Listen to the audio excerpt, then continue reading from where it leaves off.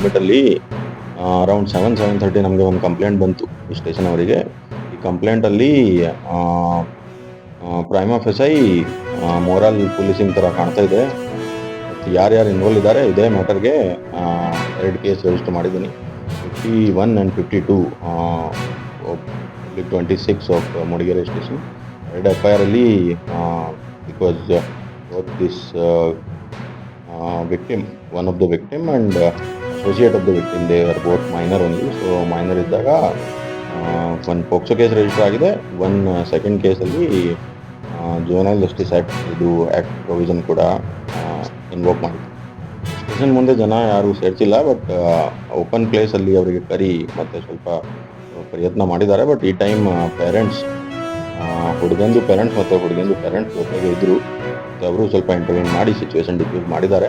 ಮತ್ತು ತಕ್ಷಣ ನಮ್ಮವರಿಗೆ ಮಾಹಿತಿ ಬಂತು, ನಮ್ಮವರು ಹೋಗಿ ಮತ್ತು ಇಲ್ಲಿ ಸಿಚುವೇಶನ್ ಡಿಫ್ಯೂಸ್ ಮಾಡೋಕ್ಕೆ ಪ್ರಯತ್ನ ಪಟ್ಟು ಮತ್ತು ಅವರಿಗೆ ಸ್ಟೇಷನ್ ಕರ್ಕೊಂಡ್ಬನ್ನಿ ಅವ್ರದ್ದು ಸ್ಟೇಟ್ಮೆಂಟ್ ಮತ್ತು ರಿಟರ್ನ್ ಕಂಪ್ಲೇಂಟ್ ಮೇಲೆ FIR ತಗೊಂಡಿದ್ದಾರೆ.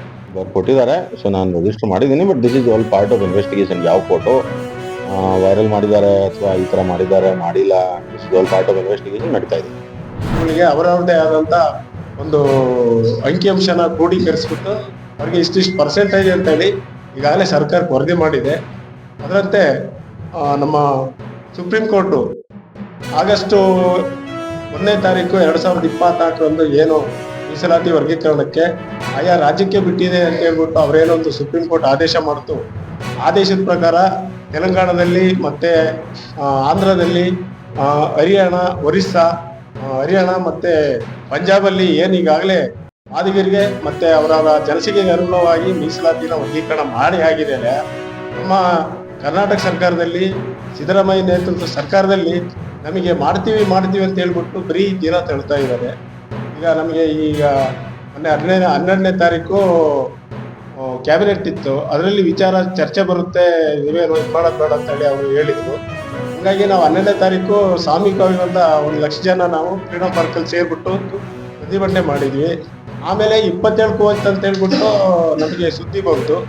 ಆ 27ನೇ ತಾರೀಕು ನಾಡಿದ್ದಿರೋದ್ರಿಂದ ಈಗ 26ನೇ ತಾರೀಕು ಈಗ ವಿಧಾನಸಭಾ ಕಲಾಪ ಕ್ಲೋಸ್ ಆಗುತ್ತೆ. ಹಾಗಾಗಿ ಸರ್ಕಾರ ನಮಗೆ ಒಂದೊಂದು ಹಂತದಲ್ಲೂ ನಮಗೆ ಈ ಮಾದಿಗ ಮತ್ತು ಮಾದಿಗ ಸಂಬಂಧಿತ ಜಾತಿಗಳಿಗೆ ಹೋರಾಟಗಾರರಿಗೆ ಈ ಥರ ನಮಗೆ ಬರೀ ಮೂಗಿನ ಮೇಲೆ ತುಪ್ಪ ಹಚ್ಬಿಟ್ಟು ಈಗ ನುಂಗಂಗಿಲ್ಲ ಹೇಗಿಲ್ಲ ಅನ್ನೋ ಪರಿಸ್ಥಿತಿ ನಮ್ದಾಗಿದೆ. ಯಾಕೆಂದ್ರೆ ನಾವು ಯಾವುದೇ ಜಾತಿ ವಿರುದ್ಧ ಅಲ್ಲ. ಮೀಸಲಾತಿ ಸಾಮಾಜಿಕವಾಗಿ ಎಲ್ಲರಿಗೂ ಸಿಗಬೇಕನ್ನೋ ಒಂದು ಉದ್ದೇಶದಿಂದ ನಾವು ಈ ಹೋರಾಟ ಮಾಡ್ಕೊಂಡು ಬಂದಿದ್ದೀವಿ. ನಾವು SC ಪಟ್ಟಿಯಲ್ಲಿ ಯಾವುದೇ ಜಾತಿ ವಿರುದ್ಧವಾಗಿ ನಾವು ಈ ಒಂದು ಹೋರಾಟ ಮಾಡಿ